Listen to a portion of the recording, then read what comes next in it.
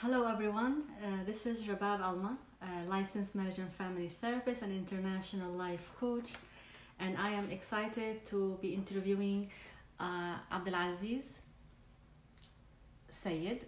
Let me invite him. He is going to join me live today, and let me bring him to the show. So this is part of the 30 Days of Confidence. This project is meant to be for informational info, not for professional or medical help. Please. Can you hear Hey, me? Hey, hey, how how are are you? you?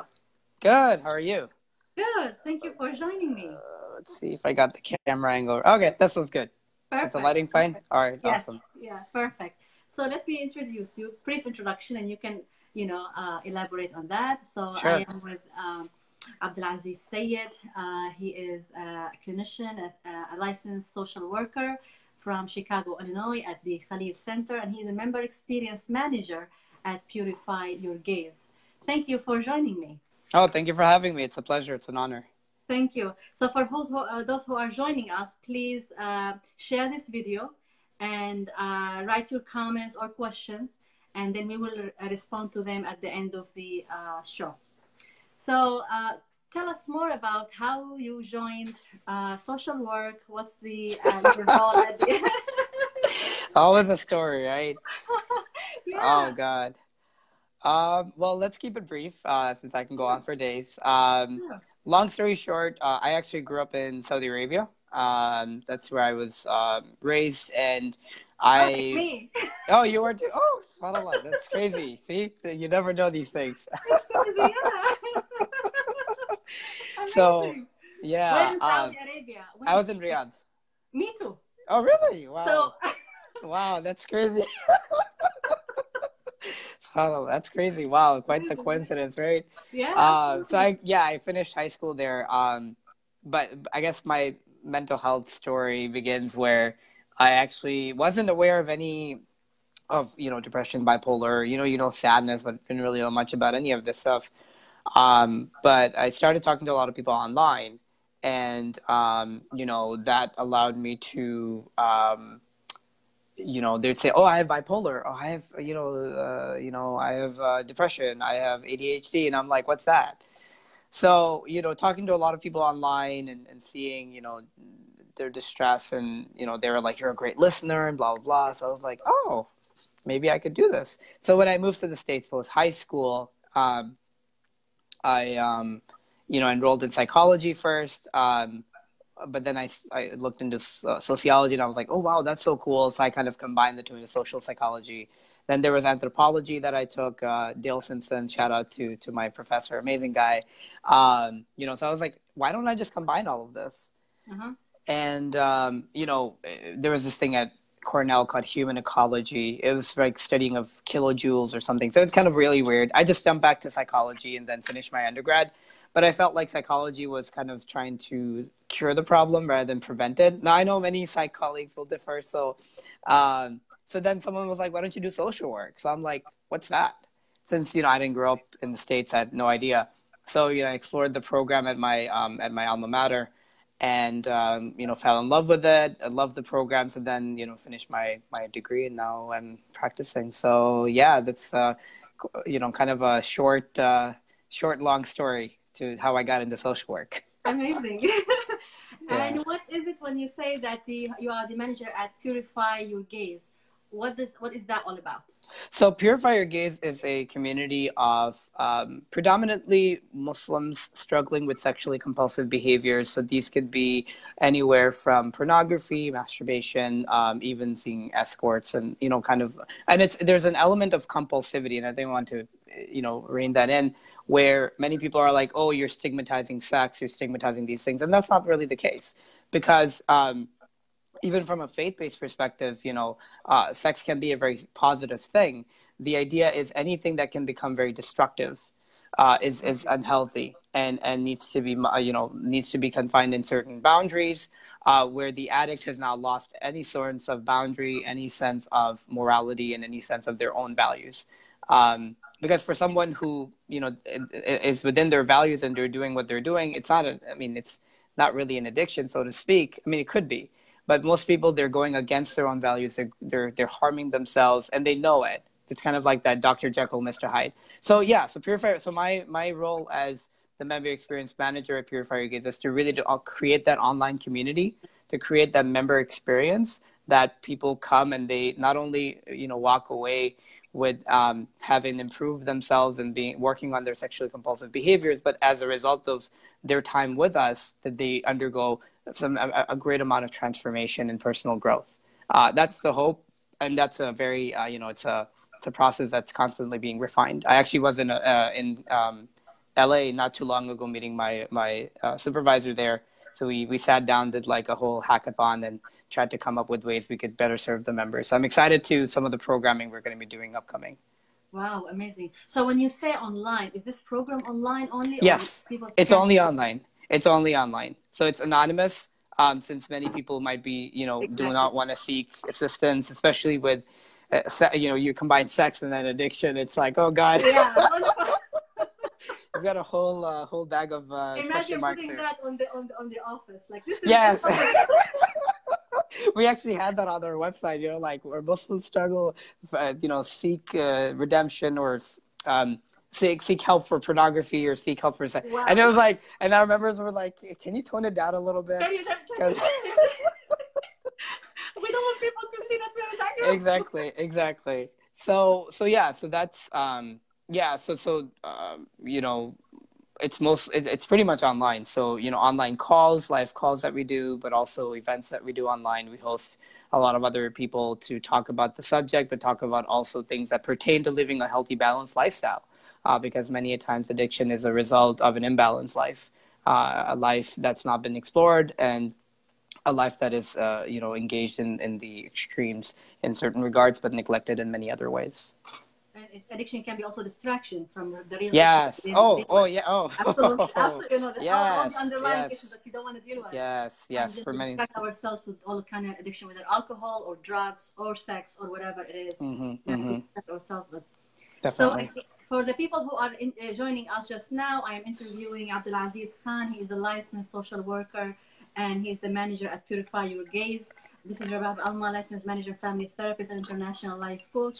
Please share that video. This is important information, and we will answer your questions or comments at the end of the show. And thank you for the people who are joining us. So we have like several people are commenting and saying salam. So oh, really? I should probably join the. So I see the comments and stuff. Yeah, oh, there. And they're seeing that people, they know you. So there is here Subhan Ashraf. Okay. Saying, you're a great guy. So he knows you. Huh? yeah. I have a lot of people trolling. Say, hi, Mama. Hi, Lamise. And social work. Yay. Okay, Belinda, like, yes, amazing. Go social workers. Amazing. Yeah. So have you... So you have been in your career all your life, I would say. Like, how long have you been doing social work? Or in the profession, post my education, it's been around 3. This is my 3rd year post. If you include internship, 2 years of internship, it's like between 3 to 5 years. I see. Yeah. And for this Purify Your Gaze, it's only for men? No, it's for women as well. Actually, we had a very strong community of women also, and a very strong presence. Actually, our prior member experience manager, or the community director, was actually a sister, and she held it down. She was over me, and she really did an amazing, fascinating job at the community, and may Allah reward her for all the work that she's done. There is a question here saying that how do you provide therapy online to an international population if you are bound by our license? That's a good question, and I have an answer to it. Please go. At Purify Your Gaze, my role isn't as a therapist. I do not provide therapy. I do not provide counseling. I create a community experience of support. I don't I don't provide online counseling and therapy. Yeah, I do an online therapy. Of course, I am bound by the license in Pennsylvania, but internationally, I think we can explore the laws in the country. I know for sure in the Middle East, they don't have regulations over that. Yeah, it's more easy to do that in the Middle East. But in other countries, you might the therapist needs to explore the law, especially in Canada or Europe, especially Great Mm-hmm. Britain and Australia. Yes. Okay, yeah. So that's wonderful. So what do you think actions people do or don't do to undermine their confidence, well-being, or being in addiction or in unhealthy behaviors, if you will? That's a good question. So if I was to break it down, so you mentioned what do they do or don't do to undermine their confidence? What was the last part? Well-being. It's Okay, all just to confidence, undermine their well-being, or well-being. their well-being in general. Yeah. I think there's many things that act against a person living in the modern world. I think, and again, this is from what I've read. Again, I don't claim to have any real knowledge other than what I've understood from the giants in our field and people who are at the forefront of research. One of the things, there's a specialist out of Canada called Dr. Gabor Mate. He's an addiction specialist. And one of the things he talks about that I really appreciate is how the way society has changed, at least in the Western context, and how that has now impaired or made it more difficult for child rearing, leading to some of the other issues that we see, what we call developmental issues, because the parents are so stressed, and kids can pick this up. That's one of the things I think that sets up more challenges. In terms of consciously, some of the language that we use culturally, emotions, for example, like, are considered to be, oh, you're so emotional, you're so this, you're so that. It's kind of saying that, well, the mind trumps emotions, and emotions are irrelevant. Even though logic is important, but emotions are definitely a part of us as well, and it holds us back when we don't listen to them. The third that comes to mind is language. I think from a neuro-linguistic programming, there's a whole science. I haven't studied too much of it, but what it talks about is what we say is what we listen and what we hear and what we believe eventually. So that's why we have a lot of people talking about self-affirmations. I am powerful, I am strong. Which, when we say these things, I mean, there is literally a part of our brain that is like receiving it and like, okay, I'm strong, I'm brave. It's kind of an encouragement that goes along with it. Those are some of. I mean, I'm sure there's a whole list of things, but I think the other thing is also that we've become somewhat perfectionistic in our approach. It's an approach that doesn't allow us or prevents us from taking risks. It tells us you need to know everything, but you need to be perfect at the same time. So saying, I don't know, saying, let me figure this out, or can you tell me a little bit more about it, versus, oh, I should know this stuff. I should know this, but I don't. Oh, I should know this. So, we put ourselves in spots that we decrease our learning, but we increase the stress of having to know everything. So it's kind of a difficult situation to be in.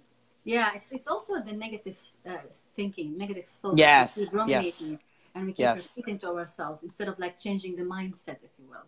Yes. Yeah. Yes. The negative thoughts keep coming, and the same. Let's say someone was told when they were younger that you're not going to amount to anything. Exactly. You're not going to do any of this stuff. You're a loser. It's kind of like when difficult things happen, the same tape recorder plays. It's like, you're stupid. No one has to say a word, because we become our own worst critics. It's like a system. It's like the software is already functioning on its own. Exactly. It's exactly. Like the default. We just function from that perspective as we are not good enough. Or maybe sometimes when we compare ourselves to others instead of oh yeah, social comparison. Yeah, and there's a whole bunch of research coming out about social media comparison. I remember, this is kind of funny. My brother and his family was visiting from out of town, and we went to Navy Pier, and we went like to go to the boat, and like we'll get a little tour, and most of us, if not all of us, some of us were like seasick. Like soon after, not like throwing up, but like I'm getting a migraine, I'm getting like a little nausea. But then if you look at the pictures, everybody's like, ah. This space that we keep, we kind of portray that it's a perfect world. We're living ever happens, But I mean, it's like this image that we show on social media. And I was really aware of that. While we took the picture. It was me, my niece, and my nephew. We took a picture, we're all smiling, and I'm like, so this is gonna go somewhere. While I'm like, oh, can we get off this boat ride? It's Oh, like this social media. I mean, if we really don't really tone it down and be really mindful on what to we want to look at, it can be really. I mean, it can lead to some mental health issues. it Because, can.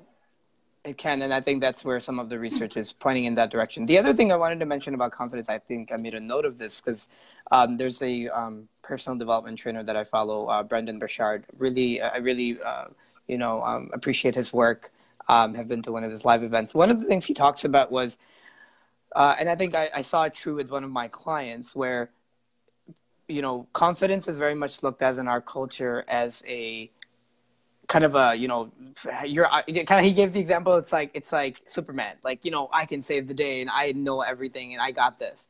He's like, confidence is not necessarily that. It's more of what Superman is when he's not Superman. It's the person who's curious, this person who's asking questions. So one of the things we've confused, and I actually wrote this down because I liked what he said, was people confuse confidence with what they know versus what they are willing to and able to go figure out. So if I don't know something, I'm not confident in it. uh-huh.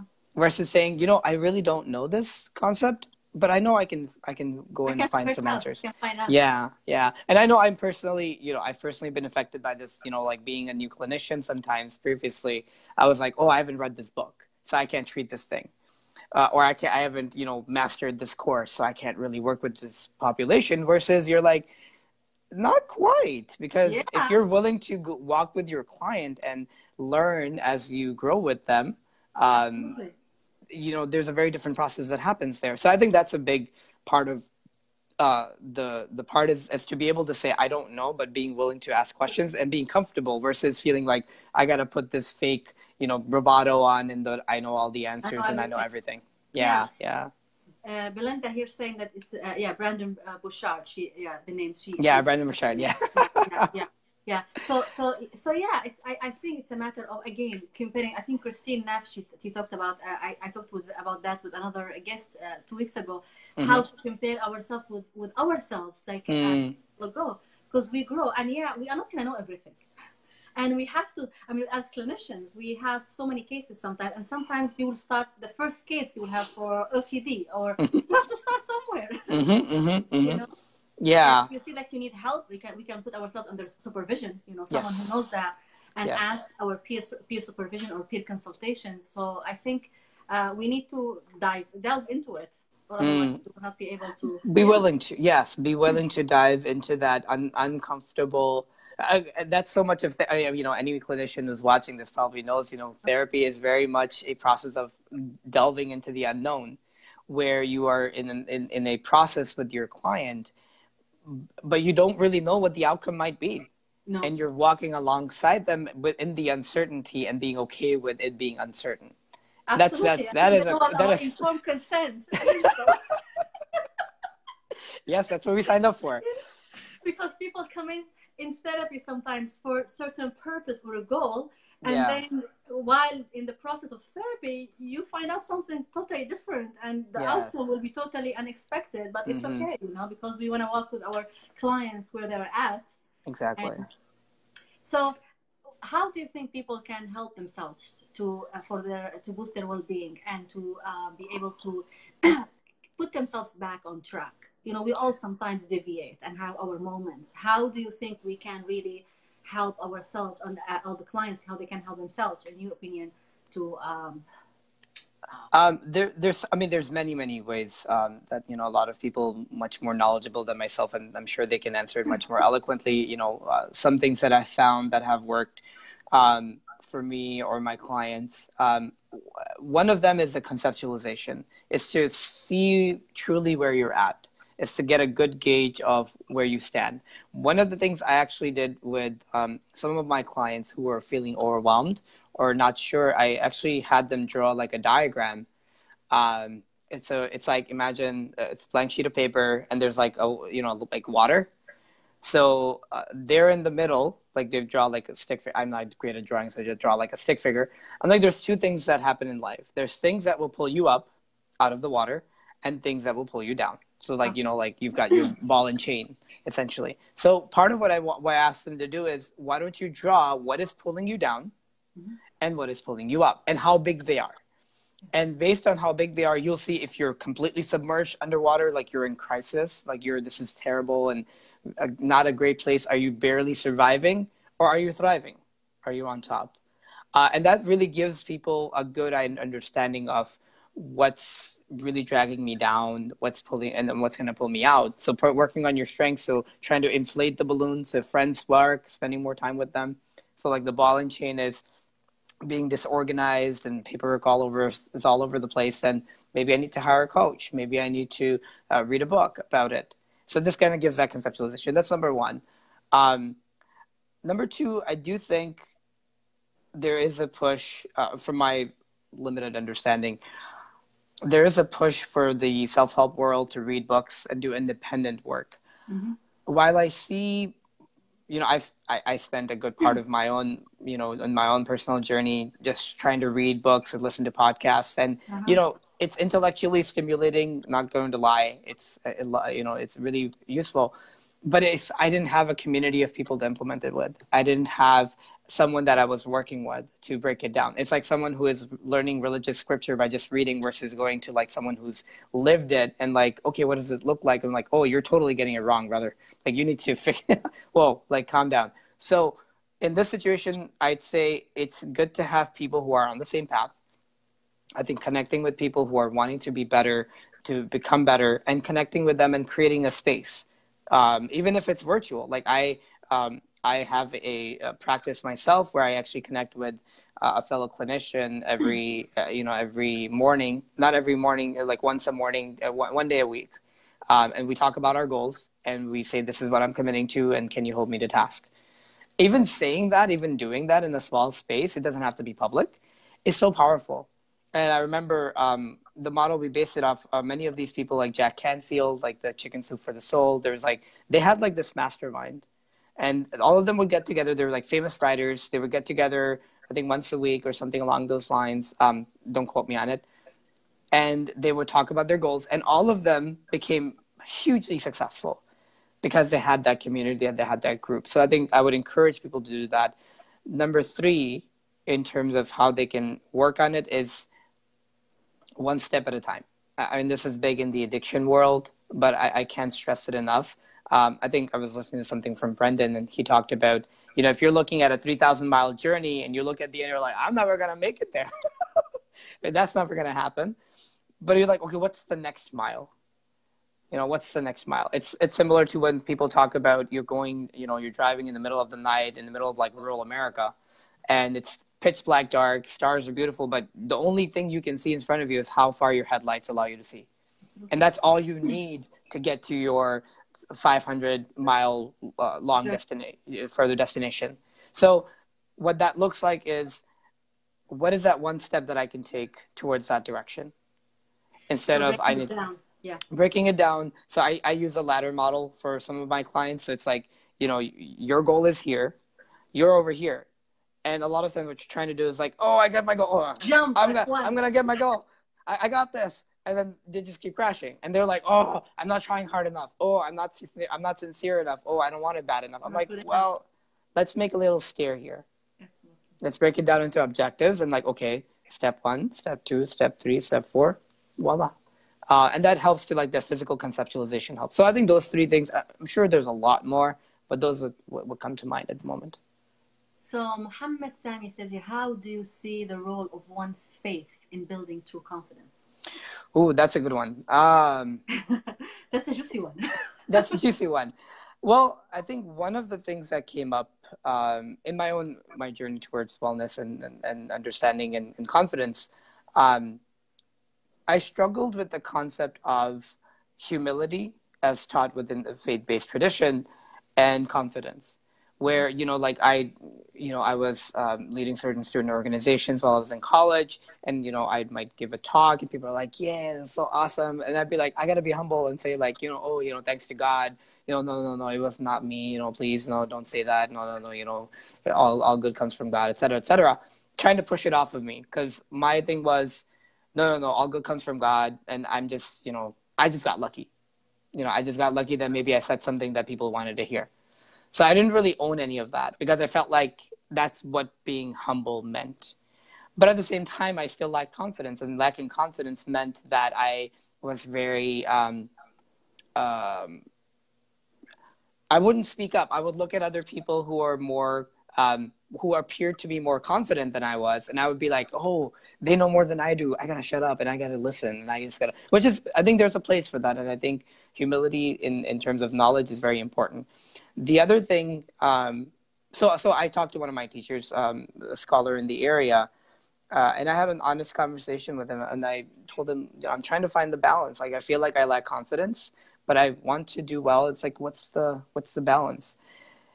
And he didn't even think twice. He just said it like this. He's like, look, people who are confident absolutely are certain that they can do something really well.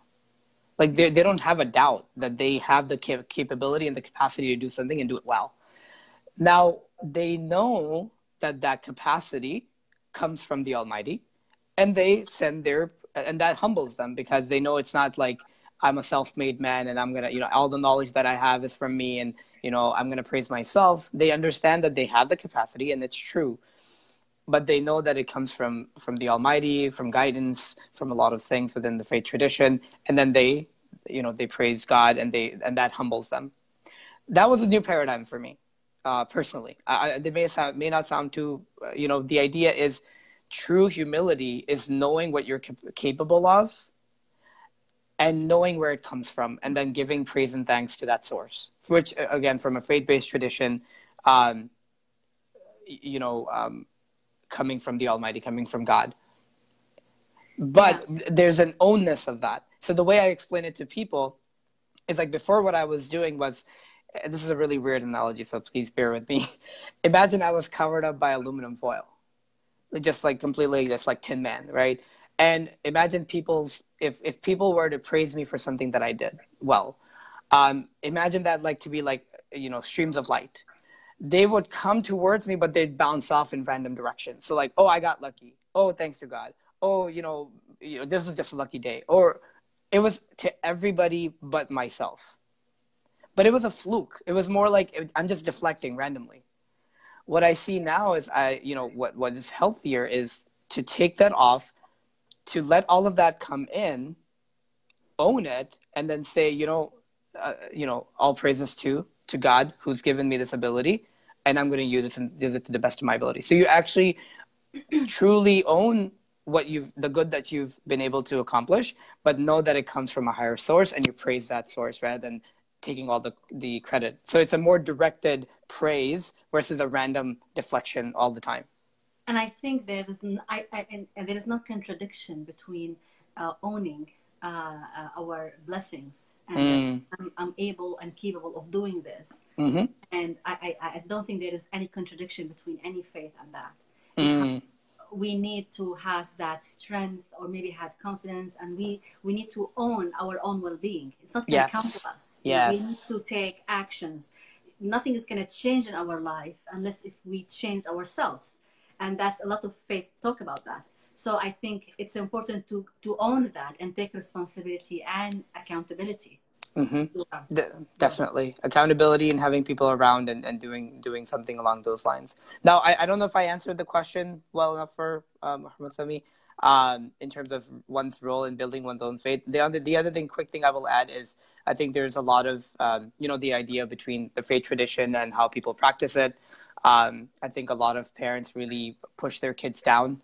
Mm-hmm. And really, make God out to be some like very vengeful, out for them to punish them, punish them, instead of, and then instilling all of this guilt, and we see it in our practice with our clients. It's all this guilt trip that doesn't end, and I think that affects one's confidence, well-being, their thoughts, their negative thoughts, the way they process things. And we see it in adults, and it all stems from childhood, if you will. And much of it does, definitely, and that's hard to deprogram some of those things, and the other thing I think is important in any faith tradition is to explore what your faith tradition says about certain things from the source, from a trusted teacher who has balance, who knows about human And do behavior. your own research. Do your own Yes, research. do your Sometimes, own research. yeah, At the same time, I caution that a bit. Because many a times, let's say if we read a book, much of it is a representation of the person reading it. So you're gonna find the stuff that validates your belief. And if your belief about yourself is like, I'm this worthy, lowly person who can't do any good, it's gonna be like, people are gonna look at the quotes of like, oh, this scholar would cry like for like 9, 10 nights because he missed like this voluntary prayer, and they're like, why don't I do that? Versus looking at the example that people were fallible, just like they are. Even the ones that were closest and the one that really reached spiritual perfection, like the prophets and others, peace be upon them all. They all were human. Now, of course, prophets have a different, at least in the faith, Islamic tradition, there's a different thing. But anyone who has reached a high level of spirituality is not free from mistake, yeah, other than the prophets. absolutely. So, and that allows the person to say, I make mistakes. It's okay. My job is to ask for forgiveness and just keep rolling forward, because not allow that toxic shame to pull me down. Belinda said here, I hope I'm pronouncing your name correctly, Belinda. She said, I hope you have that written down. Good stuff. So maybe next time. Those are live to have these valuable conversations and to bounce ideas and from my guests. And it's just, this is important information. Thank you, AbdulAziz. So No, you're welcome. In throughout your journey as a social worker and a mentor, if you will, did you come across like a successful story? Of course, we protect confidentiality, but it's sometimes those kind of stories like really encourage people and empower people when we talk about a story of someone who was or she was going in that path and then they changed, they turned their life around. So do you have an example of that? I have short stories. Since, many of my clients that I work with, I've not been blessed with walking through their entire healing journey because of they may not have come again. But I've, series of short interventions. So I remember, there was a student who was this, valedictorian, and, like her name was on the wall, and, one of those students, who's in like 9 different extracurricular activities, is like going bonkers. So, I'm sitting in my office, and shout out to, I know what's her name, where'd it go? I saw her comment and wave. Dawn, she was actually a co-intern of mine at the school, so it's good to see her there. So she just literally just barges in my door and just like, I can't do this anymore. And just like, I'm like, whoa, like, okay, close the door. What's going on? So she's like, I'm like doing this and this and that and this and that, blah, blah, blah. So really just, so I was like, okay, hold on. Let's see where you are. So I like to do that. Let's just get a visual. Like, not the diagram that I talked about, but this was more like a schedule. Like, I created like a little draft of like 6 to 7, 7 to 8, 8 to 9, 9 to 10, Monday, Tuesday, Wednesday. I just quickly created it in like a minute. And like, can you just fill this out and let's see where your schedule's at? Like, what are you doing? This girl would be out of her house she'd be up by 5 in the morning most days and be home by like 10 p.m. Wow. Because she had 0-hour stuff, she had this extracurriculars, she had theater, etc., etc. She was trying to be a high performer, but she just had time for everybody but herself. Herself. Yeah, because she was like, I can't be the perfect daughter, I can't be the perfect student, I can't be the very frustrated, flustered moment. And she filled that out. And I looked at it and I saw, she's literally not coming home. And the weekends were kind of booked too, to some degree. But like, I think there was some church or some other things going on as well. So literally all I did was I turned it around like, do you see a problem with this? And she's like, I don't have any time for myself. I'm like, bingo. So that was like kind of like an aha moment for her. Like, oh, wow. Like, even though that was happening, I'm like, I really don't have any time. So that allowed her to see and realize, and then we were like, okay, well, what's because she was going off to college as well, in a few months. So we talked about what is one thing you can change. And she did, and I didn't see her for the rest of the year, but that intervention really, I think, helped her, it's visual. turn things She saw around. it in front of. She saw like in front of her. What's her schedule look? Because Yeah. sometimes we go like on a autopilot, and then Yes. when we put it in front of us and we look at it, wow, it's like Yes. it's amazing. Yeah. Yeah. And this occurred actually, from actually my own experience, where I used to do the schedule all the time, and one of my fellow interns, a good friend of mine, I was like, where I should add that, I've got see gaps here, like from, I was like working from like, or doing stuff from like 12 to like 6 or 7. 7 to 9 was empty, 9 beyond was something else. So I'm like, what can I put in 7 to 9? So I'm thinking, he just walks in, goes like on a big whiteboard, and he's like, what are you doing? I'm like, I'm trying to put in, like, I've got some extra times. I want to be productive. He's like, what is wrong with you? Like, your schedule is packed. Where's your you time? And I'm like, what Take are you some talking time for about? yourself. Exactly. What, you're just driving nuts. And I was like, no, no, no, no, no. I've got this time. And I was trying to justify myself. He's like, okay, look, you're doing all these things. How tired do you think you're going to be at the end? Like, pretty tired. He's like, so do you see what I'm trying to say? I'm like, yeah, I think I see what you're trying to say. So, and a lot of these kind of, my own personal journey, I think has led me to see some interventions and use that with students and staff or even clients. So, I think brief interventions have been more so.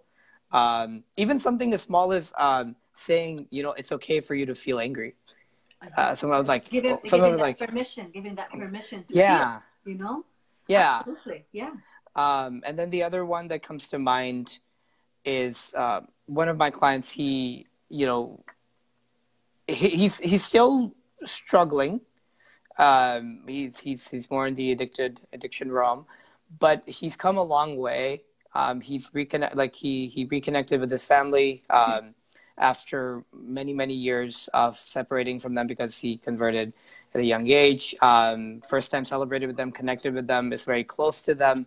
Now, because he's tried to disclose some of his own traumatic experiences from an early age, he has a lot more self-awareness now about himself.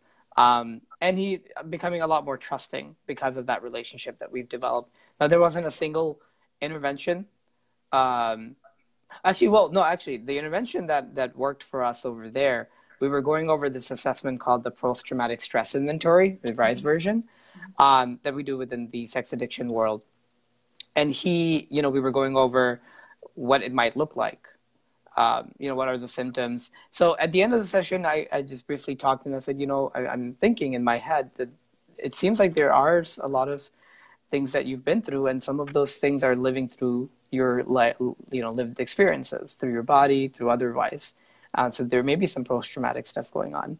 And that was a game changer for him, because to acknowledge that there's wounds that I have that I can't see, and that weren't necessarily ones that because, addicts, especially sex addicts, or people in general, they tend to be very hard on themselves. They're like, no, I need to take responsibility for what I'm doing, and it's all on me. Versus, things were done to me that I was never responsible for.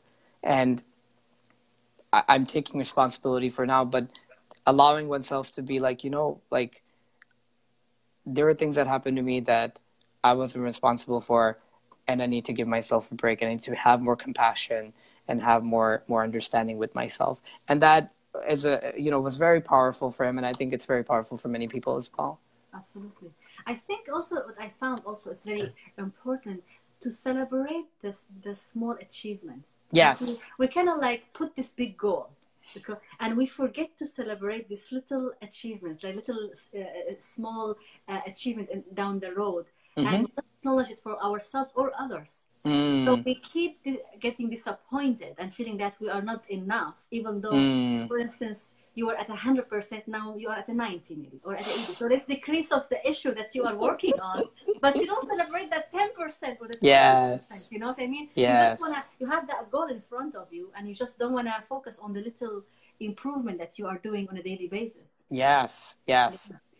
Daily improvement, big. And numbers, if you can find numbers for it, that's even better. Yes, if you can, put a percentage. Yes. So Anne Marie says here, when do you do your research? How do you know people you talk to are really those who help you or mentor you? Well, the person asking the question is a mentor of mine, so I was quite humbled by that.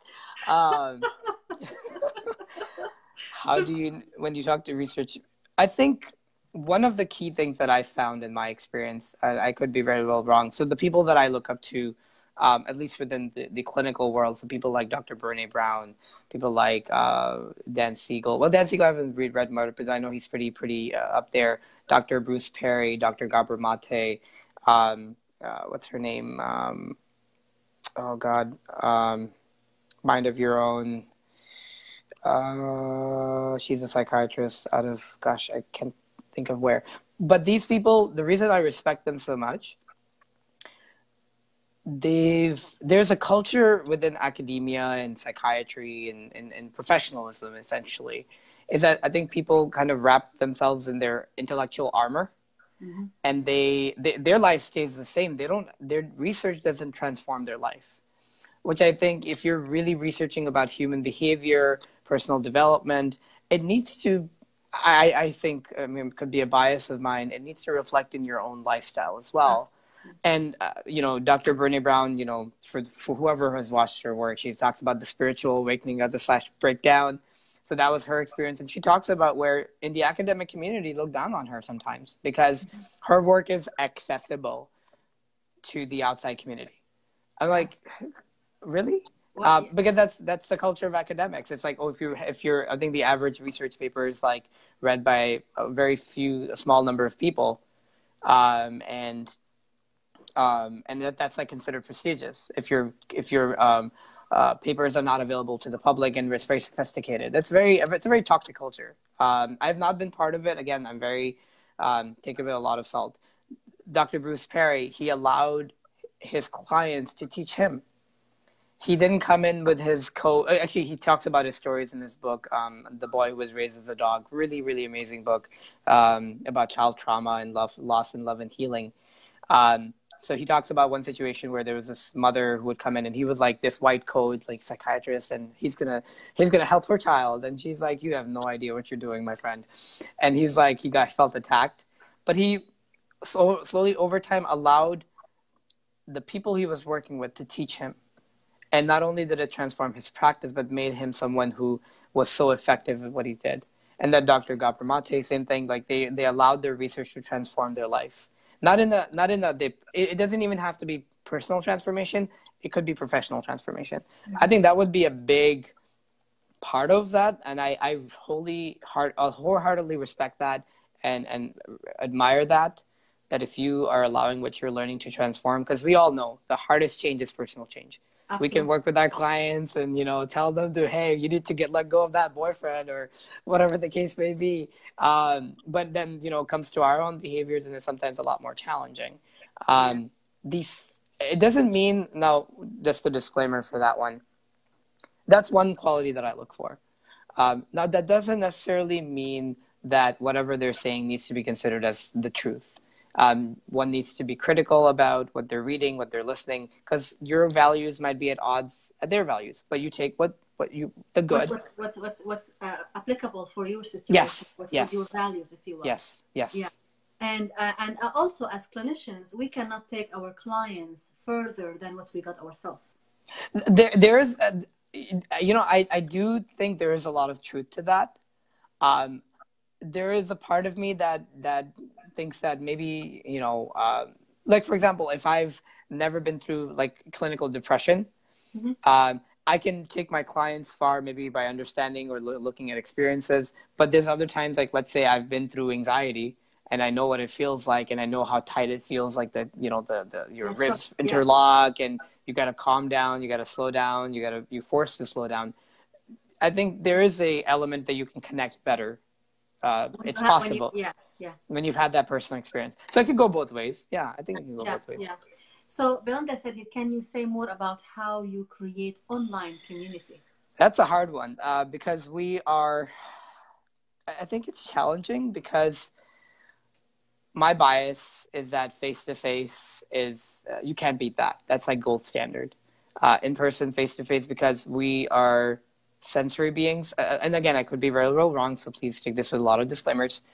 This is just what I've understood in my little experience.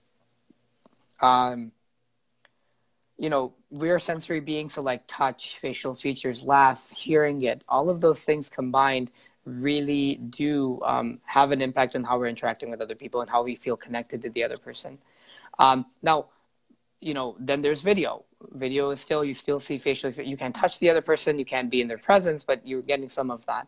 But then you have the online text community, just forums, and that can be that has some validity to it as well, because some people feel more open to expressing themselves via text versus in person. So creating an online community, it really depends on the kind of community you're trying to create. So creating a sex addiction recovery group / community will definitely look different than if you're trying to create like an online environment for like MMORPG fans who are trying to get it together for the best games they play and talk about the cheat codes and the levels they've broken and how they beat certain bosses.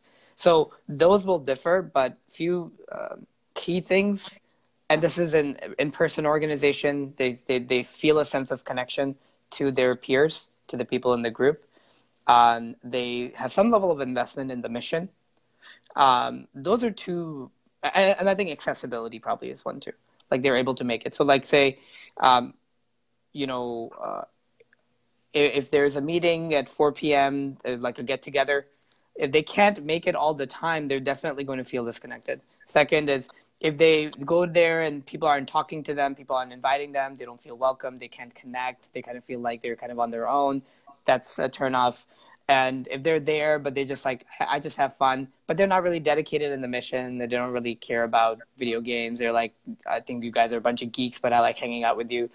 It's not going to last too long. So those three things, connection, investment in the mission or the purpose, and accessibility, those would be three, I think, big things in my limited experience. Wonderful, wonderful. Please, if you are watching this video, share it. There are a lot of valuable information in this video. We are enjoying You're what too you're kind. sharing with us. Thank you so much for your generosity and for sharing the time with us. Thank you for having me.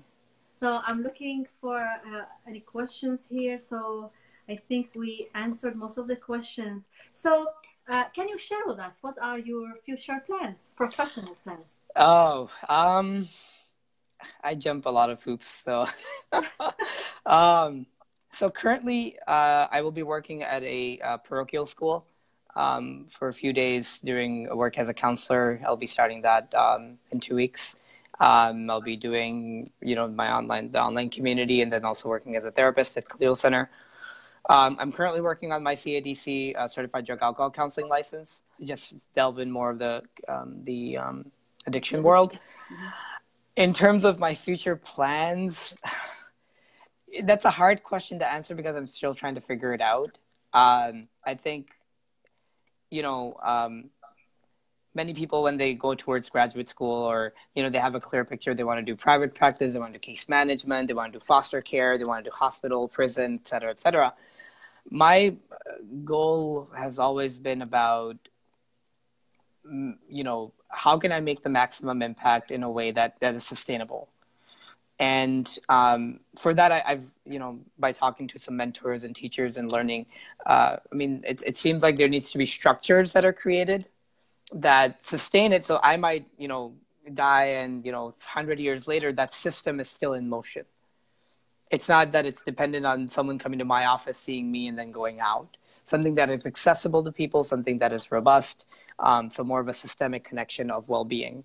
I don't know what that looks like. I'm trying to gather the puzzle pieces, where school, I think, is a puzzle piece, private practice is a puzzle piece, online, being very versatile with your technology, I think is very important, because I really don't think you can ignore it. I think you need to engage with it, but in a meaningful, mindful, intentional way.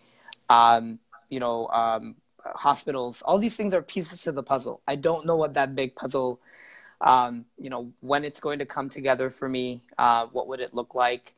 But I will say that the things that it will center on is community and connection. But I say this often. I was talking to my supervisor the other day.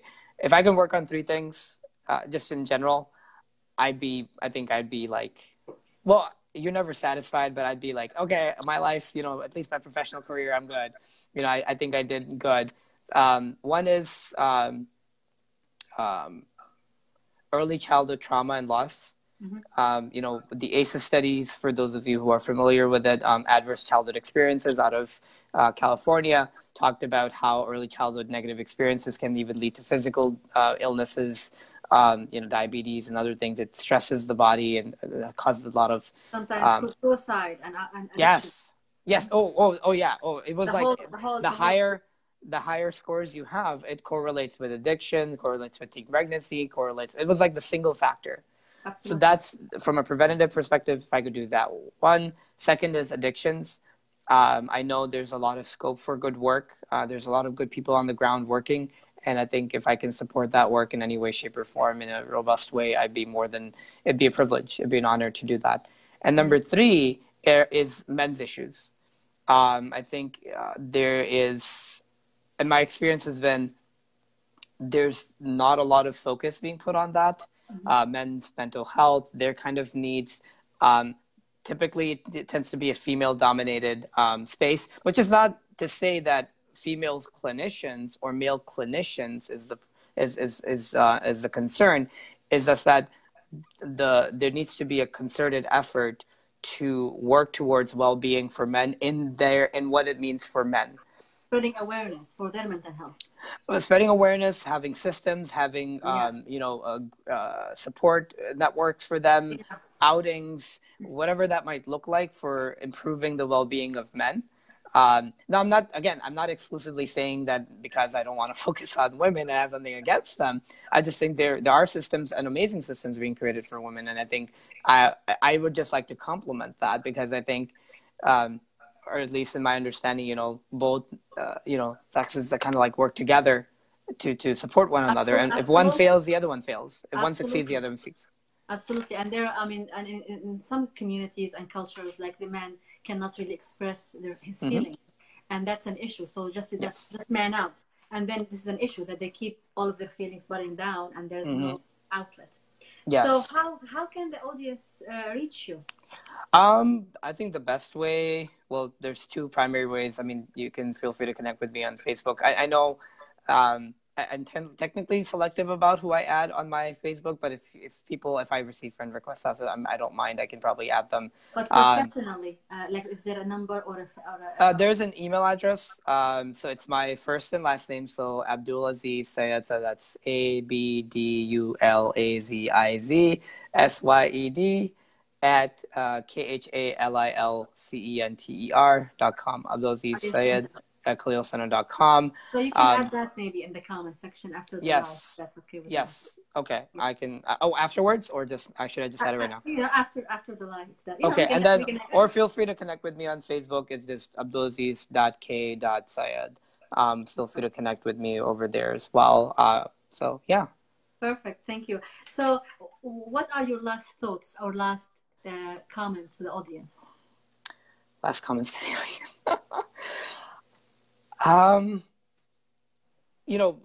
Learning and growth and self-development it's a lifelong journey, and being selfish about your own growth is not a bad thing. In a healthy selfishness is a real need. It's self-care, and that will not only make you a better person, but just make you a beacon of light for other people, because you can't, pour from an empty cup. A lot of those analogies, and if you don't have the answers, ask. I know, I'm just like you guys, whoever's watching. I'm not like this, like, whoa, this big guy. I know there are times I don't want to seek help. For a question that I have or something, because I feel like, I should have known this, or I should know that, or I should know that. No, I'm just like, so I know my journey continues towards well-being, towards, a higher sense of self and connecting with the Almighty. And I know that is a journey for everyone. It's not a journey that takes away from anybody, regardless of who you are.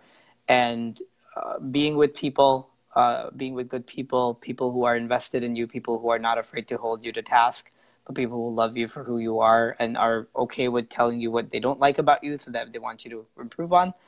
And lastly, just, pray for guidance. Know that there are things that, you don't know, that I don't know, and be okay with that. And even if you're not religious, or you're not, if you're in the spiritual realm, then ask the universe, ask whatever your higher power is to assist you on whatever journey you're on. But the journey will continue, and part of it is to just learn to enjoy it. I'm working on it myself, and I'm guilty of. Working on it. So the journey continues. Thank you so much. I really appreciate your time and your insights and your generosity. Thank you. I appreciate it. And thank you for the audience. I don't see other questions. If you like this video, please like it, share it. Someone need to listen to what Brother AbdulAziz was talking about. Very important information and resources. And I will be posting if you can post your email, and I will post I will do that. Contact information. I will download this video and post a link to the YouTube. You can watch it, share it, and subscribe to it. Until next time. So I know the coming couple of days we have this religious holiday for whoever celebrates. Yes. So Eid Mubarak to everyone who celebrates, and Eid Mubarak to everyone. And after that, I will be holding another live for another clinician. Thank you so much, AbdulAziz. No, thank you. Appreciate your time. And until next time, hopefully we'll keep connecting, and we'll have collaborate on other work in the future. It was a pleasure. You're very welcome. Thank you so much. All right. Take care. All right. Yeah. Bye.